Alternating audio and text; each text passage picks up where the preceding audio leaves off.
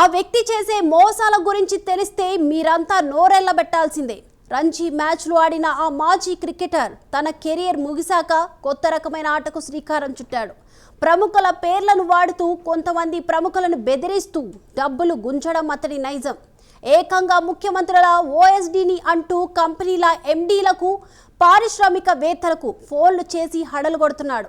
అడిగినంత డబ్బులు ఇవ్వాలని బెదిరిస్తాడు, లేదా మీ సంగతేంటో చూస్తానని వార్నింగ్ కూడా ఇస్తాడు.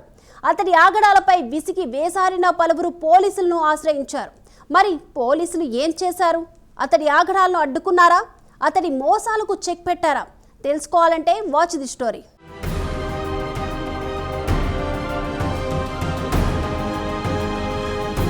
శ్రీకాకుళం జిల్లా పోలాకి మండలం యవ్వారిపేటకు చెందిన మాజీ రంజీ క్రికెటర్ బుడుమూరు నాగరాజు ఈజీగా డబ్బులు సంపాదించడానికి పలువురు ప్రముఖులను బెదిరించి డబ్బులు సంపాదించారని స్కెచ్ వేశాడు. ఇంకేముంది, ఏకంగా తెలంగాణ ముఖ్యమంత్రి రేవంత్ రెడ్డి ఓఎస్డీ పేరుతో ఓ ఫేక్ ఈమెయిల్ ఐడి క్రియేట్ చేశాడు నాగరాజు. ఆ ఈమెయిల్ నుంచి పలువురి హై ప్రొఫైల్ వ్యక్తులను మెయిల్స్ ద్వారా బెదిరిస్తూ డబ్బులు డిమాండ్ చేశాడు నాగరాజు.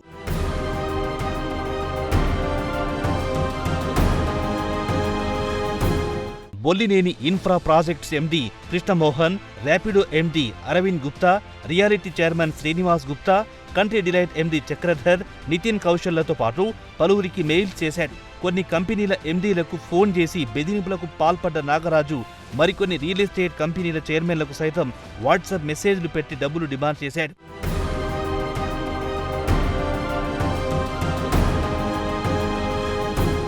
నాగరాజు ఆగడాలపై సైబర్ క్రైమ్ పోలీసులకు ఫిర్యాదు అందడంతో వారు రంగంలో దిగారు. పక్కా సమాచారంతో శ్రీకాకుళంలో నాగరాజును అరెస్ట్ చేశారు పోలీసులు. శ్రీకాకుళం తరపున 2014-2016లో రంజీ మ్యాచ్లాడిన నాగరాజు తన కెరీర్ ముగిసిన తర్వాత మోసాలకు పాల్పడుతున్నాడు. నాగరాజును అదుపులో తీసుకున్న పోలీసులు హైదరాబాద్కు తరలించి కోర్టు హాజరుపరిచారు. న్యాయస్థానం రిమాండ్ విధించింది.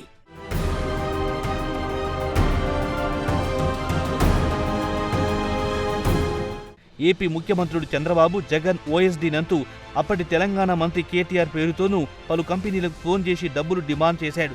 అప్పుడు కూడా నాగరాజును పోలీసులు అరెస్ట్ చేశారు.